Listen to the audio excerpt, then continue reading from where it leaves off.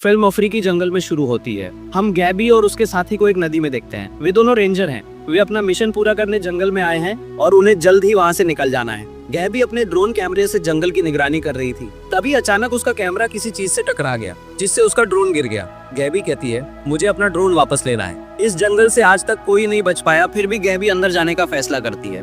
उसका साथी उससे कहता है, ठीक है, मैं वहाँ काम खत्म करके वापस आऊंगा। ठीक है, 1 घंटे में मुझसे यही मिलो। सीन्स कट होता है और दिखाई देता है जंगल में सेना द्वारा लगाए जा रहे कैमरों को ढकते हुए 2 आदमी। फिर गैबी उस जगह पहुंचती है जहां उसका ड्रोन गिरा था। नीचे वो एक ड्रोन के पुर्जे पड़े देखती है, लेकिन ड्रोन गायब है। हम ड्रोन को एक लड़की की कमर से बंधा हुआ देखते हैं। इस बीच गैबी का साथी सेना में लगे कैमरों का हिस्ट्री जांचता है और पाता है कि उन्होंने कभी कुछ रिकॉर्ड नहीं किया। उसे पता चलता है कि किसी ने लेंस ढक दिए थे। जिसने भी ऐसा किया होगा उसका कोई खतरनाक मकसद रहा होगा। इस बीच जब गैबी वापस लौटती है तो उसे अपना साथी नहीं मिलता। इससे पहले कि वह कुछ कह पाती, उसे जंगल में एक अजीब सी आवाज सुनाई देती है, जिसका वह पीछा करती है बिना यह जाने कि यह कितनी खतरनाक हो सकती है। थोड़ी दूर जाने पर उसका पैर एक रस्सी से टकराता है, जो यह एक जाल बन जाता है और गैबी बुरी तरह घायल हो जाती है। गैबी बहुत दर्द में थी।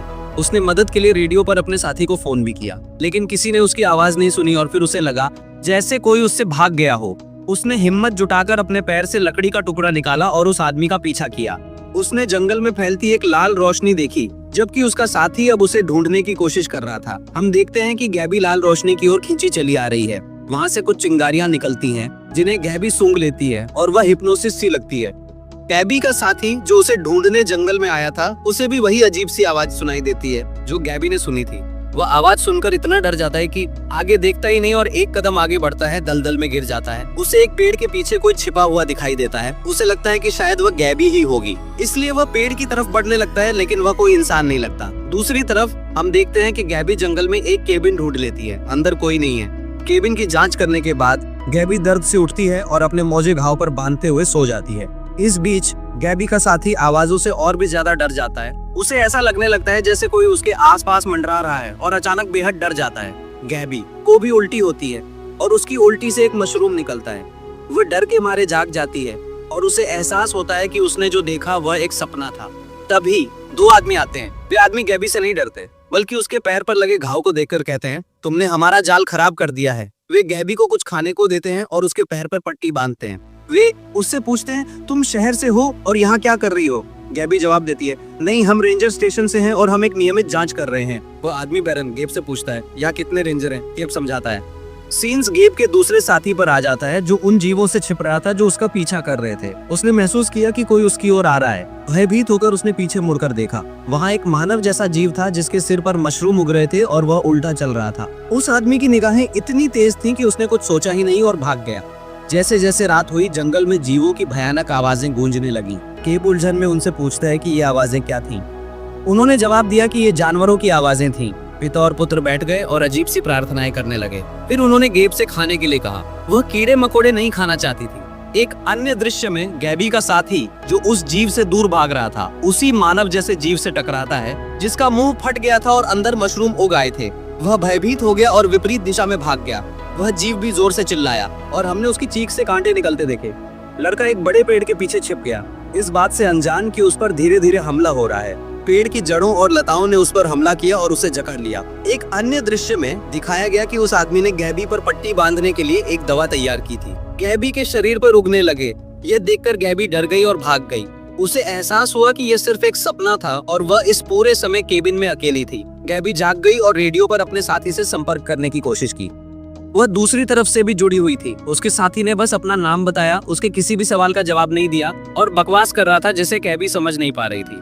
घर वापस आकर गैबी ने खुद को गर्म रखने के लिए एक छोटी सी आग जलाई। इस बीच पिता और पुत्र को शिकार करते हुए दिखाया गया। शिकार के बाद गैबी ने अपने बेटे का खून अपने शरीर पर लगाया और फिर उन्होंने शिकार को मारने के लिए प्रकृति से माफी मांगी।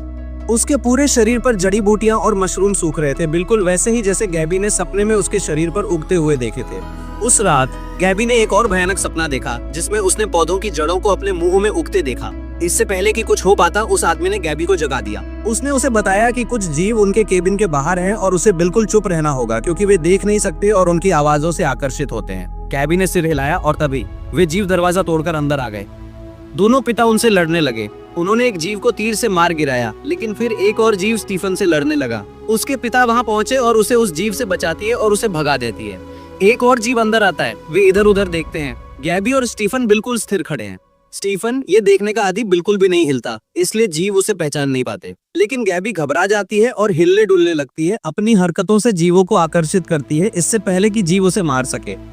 स्टीफन पीछे से चुपके से आता है और जीव की आंत में छुरा घोंप देता है। फिर उसके पीछे खड़े होकर वह अपना हाथ बढ़ाता है और जीव के दिल में छुरा घोंप देता है और उसे मार डालता है। फिर दोनों आने वाले दूसरे जीवों को एक बड़े डंडे से पीटते हैं, उन्हें बाहर फेंक देते हैं और फिर दरवाजा बंद कर देते हैं। स्टीफन ने देखा कि गैबी के शरीर पर किसी जीव का खून लगा है। वह जल्दी से गैबी के कपड़े उतारता है और उसके पूरे शरीर को साफ करना शुरू कर देता है। गैबी की हालत बिगड़ती जाती है और वह बेहोश हो जाती है। स्टीफन के पिता देखते हैं कि वह भी लड़ाई में घायल हो गए थे। जब गैबी होश में आती है तो वह आदमी उसे बताता है कि ये जीव मानव जैसे कवक हैं। वह समझाता है कि ये इंसानों पर हमला करते हैं और उनके शरीर के जरिए जीवित रहते हैं। वह गैबी को बताता है कि ये जीव इंसानों से हजारों साल पुराने हैं और इनकी संख्या पृथ्वी पर मौजूद बाकी सभी जीवों से ज्यादा है। ये पहले छिपकर रहते थे, लेकिन अब ये बाहर आ गए हैं और सबको अपना जैसा बनाने के लिए तैयार है। गैबी को उसकी बातों पर यकीन नहीं हो रहा है। बेनेट कहता है कि इंसान स्वाभाविक रूप से मूर्ख होते हैं और तुम भी उनमें से एक हो। आज रात सब सो जाते हैं और गैबी को एक और भयानक सपना आता है। वह जंगल के बीचों बीच एक बड़े पेड़ के सामने खड़ी है। अचानक कोई उसे पीछे से छूता है और फंगस उसकी गर्दन पर हमला कर देता है। गैबी डर के मारे जाग जाती है। वह देखती है कि स्टीफन इतने समय से उसके साथ बैठा है, तो वह आराम करती है। वह स्टीफन से बात करने लगती है, उसे अपना फोन दिखाती है और वे साथ में तस्वीरें लेते हैं। स्टीफन पूरी तरह से फोन देखकर हैरान रह जाता है, लेकिन तभी अचानक उसके पिता आते हैं और उसे उसके हाथ से छीनकर फेंक देते हैं। वह स्टीफन से कहता है कि गैबी एक राक्षस है, वह तुम्हें खतरे में डाल देगी और उससे दूर रहो। दोनों केबिन से बाहर निकलते हैं और जब गैबी अपने टूटे हुए फोन के टुकड़े इकट्ठा कर रही होती है तो उसे बिस्तर के नीचे एक किताब मिलती है जो स्टीफन के पिता लिख रहे थे। जंगल में वापस हमें दिखाया जाता है। वह आदमी उसी पेड़ के सामने खड़ा है जो गैबी के सपने में दिखाई दिया था। वह अपना थोड़ा सा खून पेड़ को देता है और देखता है कि अंदर छोटे छोटे मशरूम उग रहे हैं। पेड़ से एक अजीब सी रोशनी निकलती है और कुछ चिंगारियां उड़ती है, मानो पेड़ के अंदर एक अलग दुनिया हो। वह पेड़ के अंदर पहुंचता है और 2 मशरूम तोड़ता है। वो खुद एक खाता है और अपने बेटे को एक खिलाता है। जब वे वापस लौटते हैं तो वे गैबी को अपनी लिखी किताब पढ़ते हुए पाते हैं। वे ये भी देखते हैं कि संक्रमण गैबी के पूरे शरीर में फैल गया है। मशरूम सूख रहे हैं, बिल्कुल वैसे ही जैसे जैसे उसने सपने में देखे थे। यह देखकर गैबी घबरा जाती है और अपने शरीर पर उगे मशरूम को अपने हाथों से साफ करने की कोशिश करती है। ये जानते हुए कि गैबी संक्रमित है, वे तुरंत उसे भाग जाने के लिए कहते हैं। स्टीफन को अपने पिता का फैसला पसंद नहीं आता, लेकिन वह चुप रहता है। जाने से पहले स्टीफन उसके लिए बहुत चिंतित होता है। वह संक्रमण दूर करने के लिए उसका हाथ भी चाटता है और फिर उसे कसकर गले लगा लेता है। तभी स्टीफन के पिता अंदर आते हैं और कहते हैं कि अब जाने का समय हो गया है। वे उसे जंगल से बाहर ले जाने के लिए जाते हैं। जंगल में चलते हुए उन्हें अजीब आवाजें सुनाई देती हैं, इसलिए वे उनके पीछे चल पड़ते हैं। एक पेड़ के पास से गुजरते हुए वह सेना के एक कैमरे से मेमोरी कार्ड निकालती है। थोड़ी दूर चलने पर उसे अपने साथी का शव मिलता है, जिसका पूरा शरीर अब मशरूम से ढका हुआ है। जब गैबी पास आती है और उसे छूने की कोशिश करती है तो गैबी को पता चलता है कि उसका साथी अभी भी जिंदा है। उसका साथी रोता है और उससे विनती करता है, प्लीज मुझे मार डालो, मैं इसके साथ नहीं जीना चाहता। लेकिन गैबी उससे कहती है, नहीं, मैं तुम्हें यहाँ से बचा लूंगा, हम अस्पताल चलेंगे, तुम ठीक हो जाओगे। बात कर रहे होते हैं, बैरन उसे पीछे से छुरा घोंपने की कोशिश करता है, ये जानते हुए कि संक्रमण ठीक नहीं हो सकता। लेकिन गैबी उसे रोक देती है और पूछती है, क्या इसे ठीक करने का कोई और तरीका है? बैरन चुपचाप उस आदमी को अपना तीर थमा देता है और वह आदमी अपने मुंह में छुरा घोंपकर अपनी जान ले लेता है। अपनी आंखों के सामने अपने साथी की मौत देखकर गैबी स्तब्ध रह जाती है। उसकी चीखें कई जीवों को आकर्षित करती हैं और बैरन तुरंत गैबी को अपनी जान बचाने के लिए भागने को कहता है। केबिन में पहुंचकर आदमी स्टीफन को जगाते हैं और स्टीफन गैबी को वापस देखकर बहुत खुश होता है। बैरन घबरा जाता है और सभी दरवाजे और खिड़कियां बंद कर देता है, क्योंकि जीव अभी भी उनके केबिन के पास पहुंचते हुए। रात हो जाती है और हम देखते हैं कि गैबी डर के मारे जाग जाती है और पाती है कि उसके शरीर पर छोटे छोटे मशरूम और फंगस उगने लगे हैं। वो बैरन से कहती है, मुझे पता है कि तुम्हारे पास कोई दवा है जो तुम्हें इस संक्रमण से बचाएगी। बैरन उसे कोई जवाब नहीं देता और चला जाता है। गैबी स्टीफन से पूछती है, तुम्हारे पिताजी इस समय कहाँ हैं? वह उसे बताता है कि वह प्रार्थना करने गए हैं। गैबी स्टीफन से बात करना शुरू करती है और वह उससे पूछती है, बे तुम्हारी माँ कहाँ है? स्टीफन उसे बताता है कि उसकी माँ जंगल में है। गैबी को यह अजीब लगता है, वो समझ नहीं पाती कि स्टीफन क्या कह रहा है। लड़का कहता है, मैं तुम्हें दिखाता हूँ। वे बात करते हैं और गैबी स्टीफन को अपने साथ बाहरी दुनिया में आने के लिए मनाता है। मैं तुम्हें रेंजर बना दूंगा और वहाँ जिंदगी यहाँ से कहीं बेहतर होगी। स्टीफन उससे कहता है, नहीं, मैं नहीं जाऊंगा, क्योंकि मेरे पिताजी कहते हैं कि हम सब एक दिन मरेंगे। और वह दिन बहुत जल्द आएगा। दृश्य स्टीफन के पिता पर आता है, जो एक पेड़ के सामने उसके लिए प्रार्थना कर रहे थे।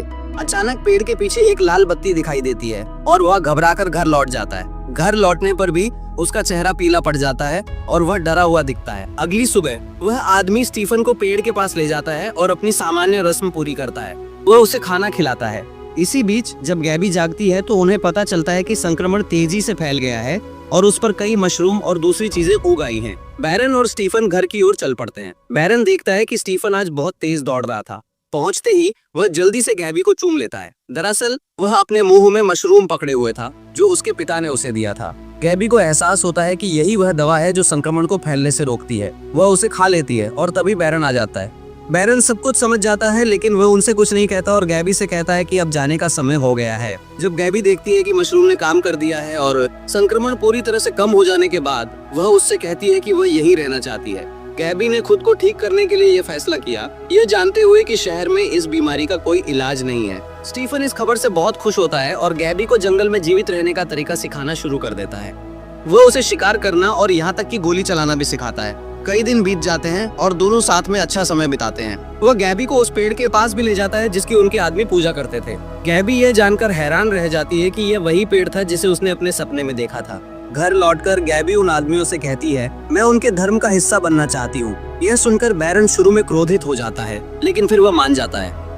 उस रात पिता और पुत्र साथ बैठते हैं और एक अनुष्ठान की तैयारी करते हैं। वे पहले गैबी के चेहरे पर एक जानवर का खून लगाते हैं और फिर बैरन गैबी के चेहरे पर किसी चीज की एक लकीर उड़ाता है। ऐसा होते ही गैबी किसी दूसरी दुनिया में पहुंच जाती है। वह खुद को एक झील के पास नग्न अवस्था में लेटी हुई पाती है। अचानक वे देखते हैं कि उनके पीछे नदी से एक लड़का निकलता है। ये लड़का स्टीफन था और इस बार वह भी नग्न था। वे कुछ समय साथ बिताते हैं और अचानक गैबी किसी दूसरी दुनिया में पहुंच जाती है। वह खुद को उसी पेड़ के सामने पाती है जिसे उसने जंगल में देखा था और इस पेड़ के सामने उसे कई अजीबोगरीब दृश्य दिखाई देते हैं। वह देखती है कि किसी ने स्टीफन के मुंह में तीर मार दिया है जिससे उसकी मौत हो गई है और गैबी की जान खतरे में है। डरकर वह परेशान हो जाती है और देखती है कि पिता और पुत्र उसके बगल में बैठे हैं और उससे पूछ रहे हैं कि उसने सपने में क्या देखा था। इससे पहले कि वह कुछ समझा पाती उसे अचानक होश आ जाता है और उसे एहसास होता है कि पिछला दृश्य भी उसके सपने का हिस्सा था। जब उसे होश आता है तो वे उससे वही सवाल पूछते हैं, तुम्हें क्या हुआ था और उस समय तुम कहाँ थी? गैबी बताती है, मैं एक सपनों की दुनिया में थी और मुझे लग रहा था जैसे मैंने वहाँ महीनों बिताए हों। लेकिन बैरन उससे कहता है, तुम सिर्फ पिछले 4 घंटों से बेहोश हो। वह बताती है कि वह उसने सपने में पेड़ को बात करते देखा। पेड़ एक राक्षस है। बैरन पूछता है, तो पेड़ क्या चाहता है? गैबी समझाती है, वह तुम्हारे बेटे की जान चाहता है, वह उसकी बलि चाहता है। बैरन डर जाता है और तुरंत पेड़ के पास जाता है और उससे प्रार्थना करता है, क्षमा मांगता है। समय बीतता है और हम देखते हैं कि गैबी और स्टीफन की दोस्ती और भी गहरी होती जाती है। वे साथ खेलते और हंसते हैं, जबकि बैरन उलझन में है क्योंकि उसे एक बड़ा फैसला लेना है। अगली सुबह सूर्योदय से पहले बैरन पेड़ से प्रार्थना करने जाता है और उसी समय गैबी और स्टीफन झोपड़ी से भागने की तैयारी शुरू कर देते हैं, एक योजना जो उन्होंने पहले ही बना ली थी। बैरन उनके सामने प्रकट होता है और अपने बेटे से पूछता है, क्या कमी है? तुम मुझे क्यों छोड़ना चाहते हो जबकि मैंने तुम्हारी पूरी जिंदगी रक्षा की है? मैंने तुम्हें माँ और पिता दोनों की तरह पाला है। जिस दुनिया में तुम प्रवेश करने वाले हो वहाँ तुम एक दौड़ का हिस्सा होगे। तुम्हें बिना उद्देश्य, बिना लाभ के कुछ भी नहीं मिलेगा और तुम्हें उन चीजों की आदत हो जाएगी। वह दुनिया तुम्हारे लिए सही नहीं है। इन सब के बावजूद स्टीफन अभी भी गैबी के साथ जाना चाहता है, लेकिन आखिरकार बैरन उसे ब्लैकमेल करना शुरू कर देता है। कहता है, ठीक है जाओ, तुम भी जाना चाहते हो है ना? पहले तुम्हारी माँ ने मुझे छोड़ दिया और अब तुम्हें भी छोड़ देना चाहिए। स्टीफन के शब्द उसे भावुक कर देते हैं और वह वहीं रहने का फैसला करता है अपने पिता के साथ। बातचीत के दौरान गैबी कहती है, मुझे पता है तुमने अपनी पत्नी को मार डाला। आदमी कहता है, लेकिन उसने अपनी जान लेने का फैसला किया क्योंकि वह चाहती थी कि उसका बेटा जिंदा रहे। पिता और पुत्र घर की ओर चल पड़ते हैं और गैबी अपने रास्ते पर चलती रहती है। लंबी सैर के बाद उसे कुछ अजीब सा महसूस होता है और अपने केबिन की ओर भागने की कोशिश करती है। बैरन स्टीफन को लेकर पेड़ की ओर चलने लगता है। स्टीफन पूछता है, पिताजी हम कहाँ जा रहे हैं? बैरन उसे बताता है, हम एक बलिदान देने जा रहे हैं। जब गैबी केबिन में वापस आती है तो वहाँ कोई नहीं मिलता। वो अपना धनुष बाण उठाती है जो स्टीफन ने उसके लिए बनाया था। रास्ते में स्टीफन बैरन से पूछता है, तुम क्या बलिदान दोगे? हमारे पास तो कुछ भी नहीं है। बैरन उससे कहती है, चिंता मत करो, भगवान हमें बलिदान के लिए कुछ न कुछ जरूर देंगे। हम देखते हैं गैबी उन दोनों का पीछा करती है, ये समझकर कि क्या हो रहा है। रास्ते में गैबी का सामना एक मानव रूपी कवक से होता है जो गैबी की हरकतों को देख लेता है और गैबी उसे देखकर एक पेड़ के पीछे छिप जाता है। पेड़ के पास पहुंचकर बैरन आखिरकार अपने बेटे से कहता है, भगवान ने तुम्हें बलिदान के लिए चुना है। वह उसकी कमर पर वार करता है और स्टीफन खुद को बचाने के लिए गिर पड़ता है। गैबी, जो फ्लोरेंस स्टीफन तक पहुंचने की कोशिश कर रहा था, पहले उस मानव रूपी कवक को तीर से मारता है जिससे वह मर जाता है और फिर पेड़ की ओर अपनी यात्रा फिर से शुरू करती है। स्टीफन अपनी जान बचाने के लिए भागने की कोशिश करता है, लेकिन बैरन ने उसे जबरदस्ती पकड़ रखा है और पेड़ की जड़ें अब उसके हाथ बांध रही हैं। गैबी ठीक समय पर पहुंचती है, लेकिन स्टीफन तक नहीं पहुंच पाती क्योंकि पेड़ की शाखाएं उसे फंसा लेती हैं। गैबी खुद को शाखाओं से छुड़ाती है और जल्दी से बैरन पर तीर चलाती है। बैरन गंभीर रूप से घायल नहीं होता, बल्कि गैबी पर हमला कर देता है।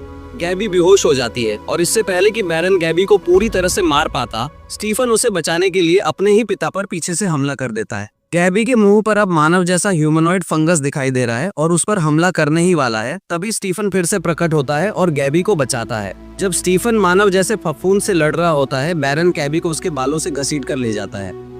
गैबी को एक पेड़ पर लिटाकर वह उस पर कुल्हाड़ी से हमला करने ही वाला होता है कि तभी कोई पीछे से उस पर हमला कर देता है। फ्लैशबैक में कुछ मिनट पहले के दृश्य दिखाई देते हैं जहां स्टीफन बहादुरी से उन जीवों से लड़ता है, उन्हें सफलतापूर्वक मार डालता है और फिर गैबी की ओर दौड़ता है।